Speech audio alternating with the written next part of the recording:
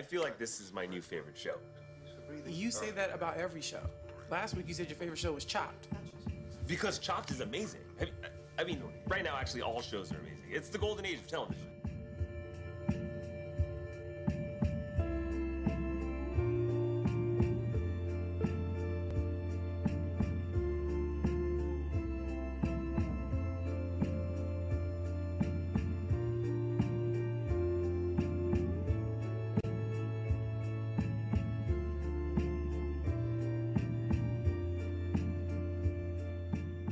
Master of None is one of the most exciting and critically acclaimed new television shows to come out in 2015.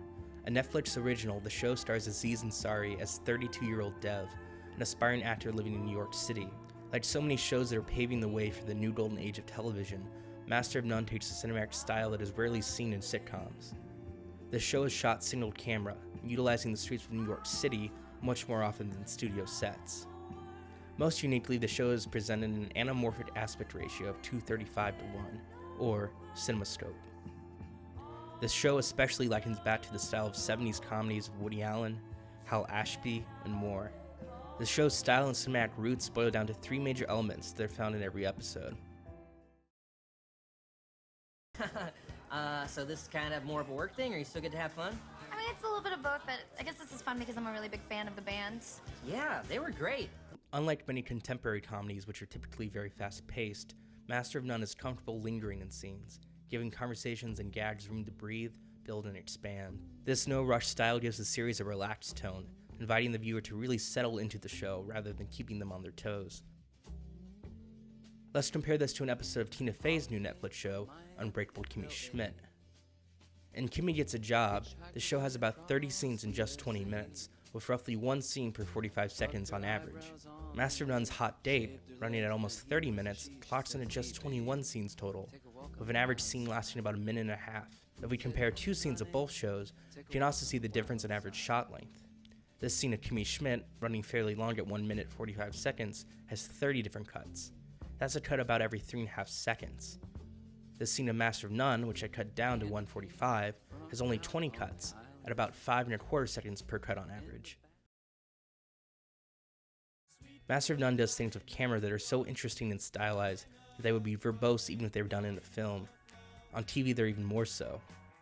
From colorful apartments, moody bars and restaurants, to the urban glow of New York City, the show puts a focus on creating evocative and moving mise-en-scène that's rarely seen in sitcoms. The series is shot in low-key, contrast-heavy lighting, with deep saturated colors, shallow focus, and a tendency towards shots that highlight not just the characters but the spaces they inhabit. Shots range from long and slow to quick and moving, simple and structured to dynamic and full of complex, artful compositions. You can see a similar approach in films like Annie Hall, The Graduate, Shampoo, Harold and Maude, and constantly in Master of None. You guys meet Perro? No, what is that thing? Oh, he's a robotic seal. I went to the VA, and they gave me this. Said I needed a companion.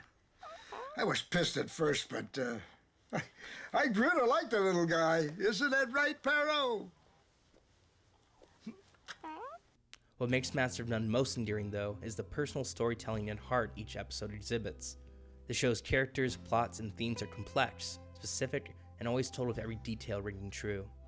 This kind of heart is rare in modern TV comedies in the post-Seinfeld era, as they tend to be more cynical and distant from their subjects. But on film, it's usually the opposite approach. I don't know, I miss you. Oh, Jesus, really? Oh, yeah. Oh.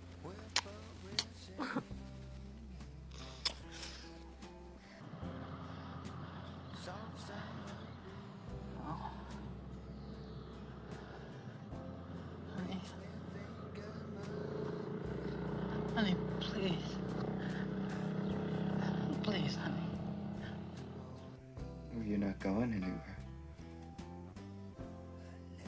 Are you? Yes, dear. I took the tablets an hour ago. I'll be gone by midnight.